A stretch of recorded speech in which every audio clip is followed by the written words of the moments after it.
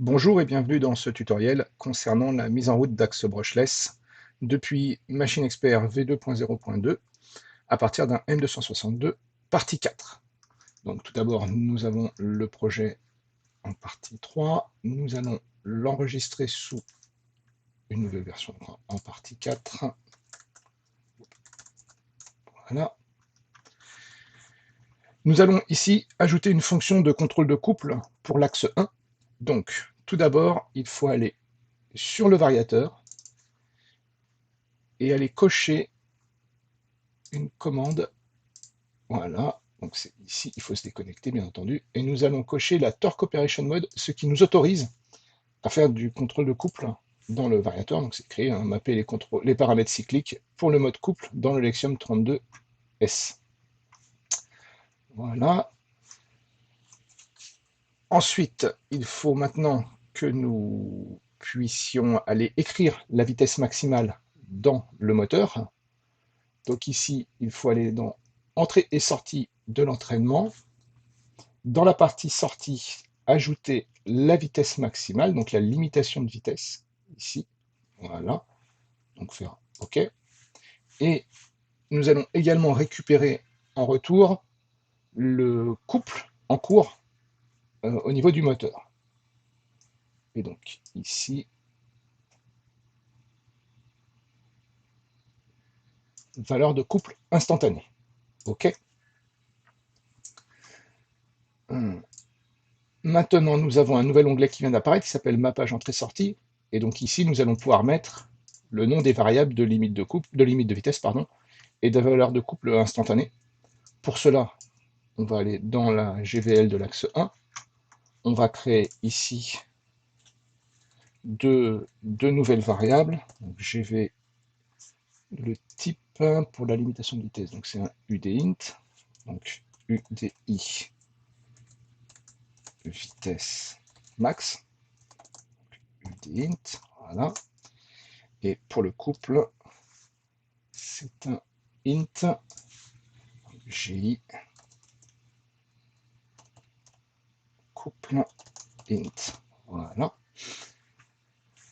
Et chose importante, pour la vitesse max, il va falloir mettre une valeur, puisque au démarrage, s'il n'y a pas de valeur, la vitesse maximale du moteur sera nulle, et bien entendu, le moteur ne pourra pas bouger, on aura une erreur en fait. Donc ici, en initialisation, mettons la vitesse max du moteur utilisé, qui est un BMH 0701T, qui de tête doit être à 6000 tours. Voilà. On va mettre un petit commentaire à tour par minute.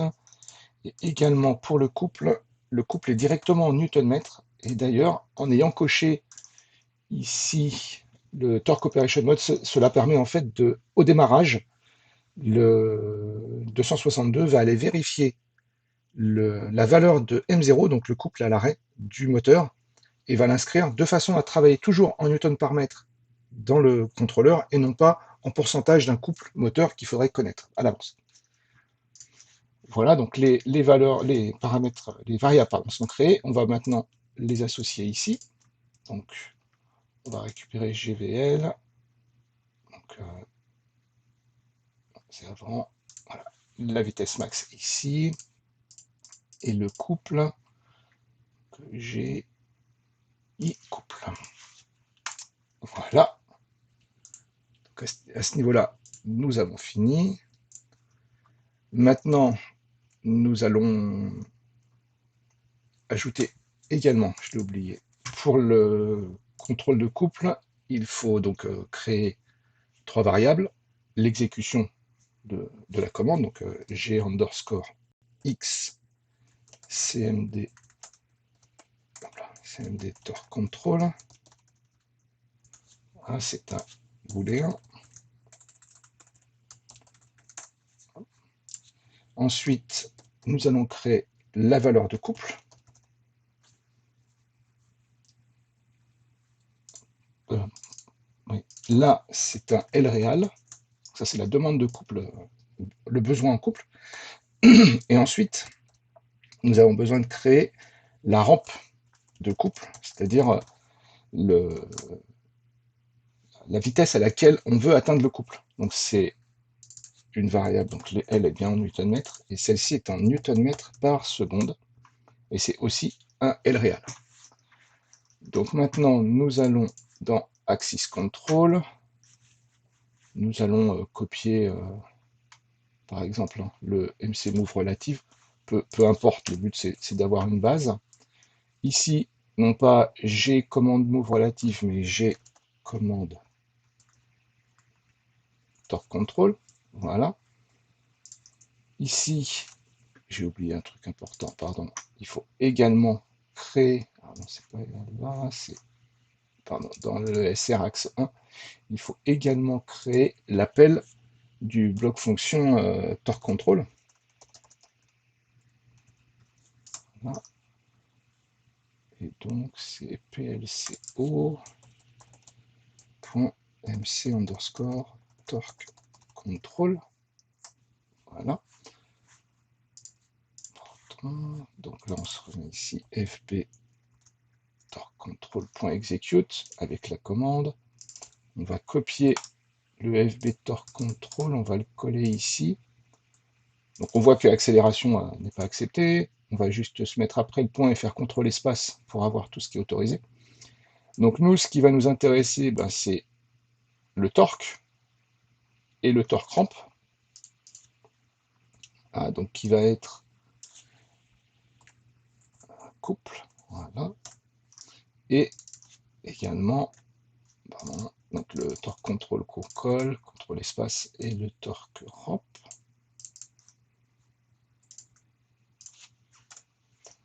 Et là, donc G underscore LR couple rampe. On va supprimer tout ce qui est après. Ah, et ici, bien entendu, FB torque control avec l'axe. On va juste vérifier les besoins supplémentaires. Non, il n'y a bien que l'axe. Bon, ça, il est réglé ici. L'execute, il est réglé ici. Le couple, le torque et le torque rampe, donc au-dessus. Et après, ce ne sont que des sorties, donc pas de besoin supplémentaire. Voilà, donc pour la partie programmation, c'est terminé. Maintenant, on va pouvoir passer à la partie visualisation. Donc, on va agrandir un petit peu ici. On va aller dans la boîte à outils de visualisation. Donc, voilà, PLCO. Et donc, PLCO, nous allons récupérer l'élément MC Torque Control, que nous mettons ici, et que nous allons lier à notre bloc fonction Torque Control, qui est dans SR axe 1. Voilà, OK.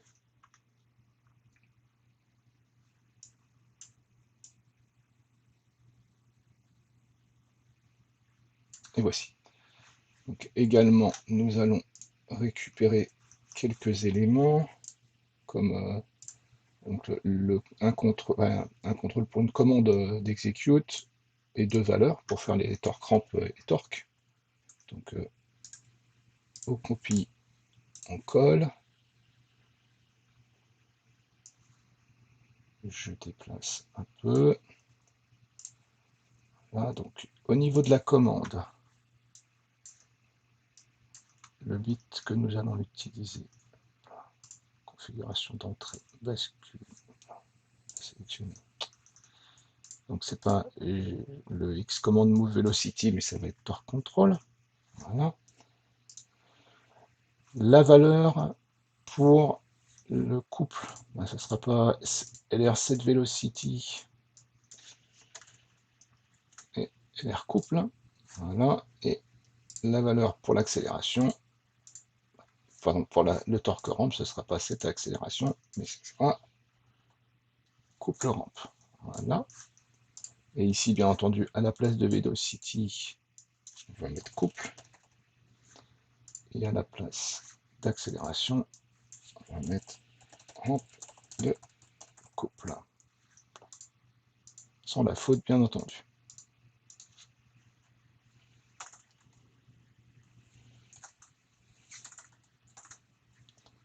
Voilà.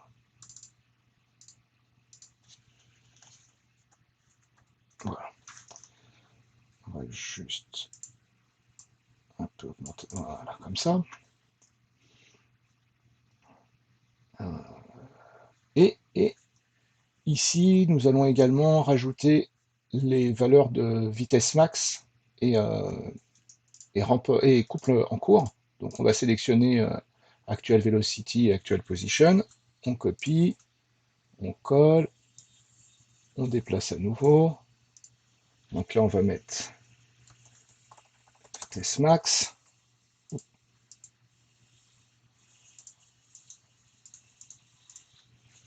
Voilà, ici.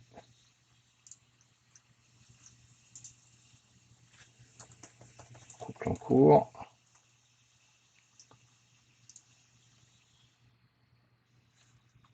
Maintenant, ici, pour la vitesse max, donc la variable ici,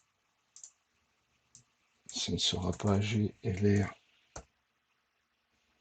voilà, ce sera G UDI vitesse max. Voici le type, ce sera, enfin l'affichage, ce sera un %D pour dire que c'est un D, un D, enfin un double entier. Voilà, et le couple en cours, donc c'est pas ça, c'est I couple. Voilà. Sachant que la valeur est en centièmes de Newton-mètre. Donc on doit laisser le %F, on va faire pardon, différemment. Il faut en fait convertir int to LReal. Par exemple, LReal ou real, hein, ce serait pareil. Donc du couple, on va diviser par 100. Voilà, et j'ai oublié aussi pour la vitesse max qu'il fallait pouvoir écrire dedans. Donc sur le configuration d'entrée on mouse down, on clique donc sur configurer et on va faire écrire une variable, on la valide, on fait OK, en fait directement on va pouvoir modifier cette valeur-là. Je vais juste déplacer ça un peu plus haut. Hop. Et le cadre, on va le mettre plus court. Voici, donc maintenant on va se connecter sur le contrôleur et on va pouvoir tester.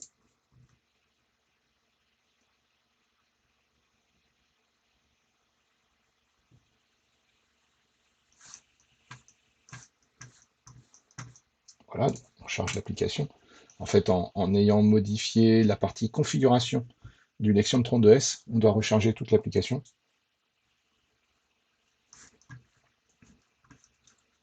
Donc, on démarre, on run.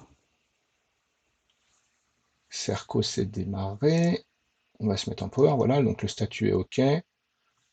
Nous allons vérifier juste que l'axe peut tourner normalement. OK. Là, on voit que le couple en cours évolue. C'est normal, il évolue très légèrement. Hein. Voilà. On va se mettre en commande de vitesse. Et voilà, on voit que le moteur tourne. Le couple évolue. On va accélérer un peu plus fort. On va aller plus vite en vitesse. On va préparer également la partie décélération et arrêt, en fait, surtout. Voilà. On remet un mouvement. Voilà, donc le couple est plus important, le moteur tourne plus vite, bien entendu. Voilà, donc pour la partie vérification de l'état du moteur, tout est fonctionnel.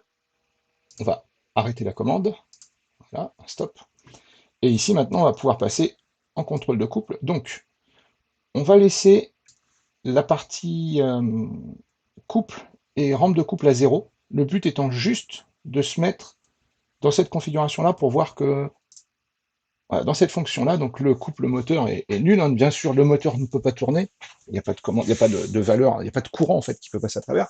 Et du coup, ce qu'il est possible de faire, c'est de faire tourner ce que je suis en train de faire ici, là, le moteur directement à la main, sans aucune difficulté, puisqu'il n'y a pas de couple. Voilà, donc maintenant, ce que je vais faire, c'est que je vais laisser la rampe de couple à 0.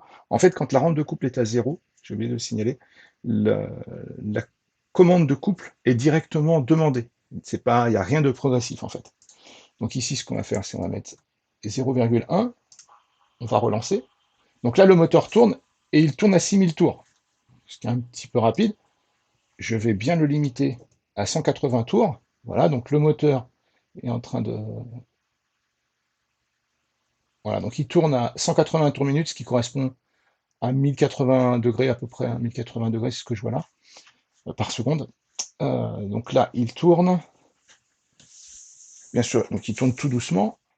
Je peux l'arrêter ici à la main. On voit bien que la vitesse est nulle, la position, enfin nulle, elle évolue, parce que ma main arrête légèrement. La position en cours n'évolue pas, elle, ou très légèrement. Voilà, donc je relâche le moteur continue à tourner. Ce que je vais faire maintenant, c'est, je vais passer à un couple de 1 Nm. Voilà, donc le moteur évolue toujours à la même vitesse. On voit le couple en cours qui n'est pas d'un Nm, parce que tout simplement, le moteur n'est pas à l'arrêt.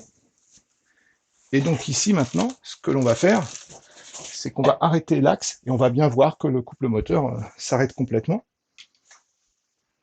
Donc là, bien sûr, à la main, ce n'est pas possible, non? Voilà. Donc là, on voit le moteur qui est à peu près 0,71 Nm, la vitesse qui est quasi nulle, qui évolue entre plus ou moins quelque chose, la position qui, elle, évolue très très peu. On voit bien qu'on est en couple, le voyant in torque a été bien validé. Voilà, et chose importante, le moteur est un BMH 0701T qui a un M0 à 1,4 Nm. Nous étions à 71%, avec 1 Nm de commande, et il s'avère que 1 Nm, c'est bien 71%, à quelque chose près, de 1,4 Nm.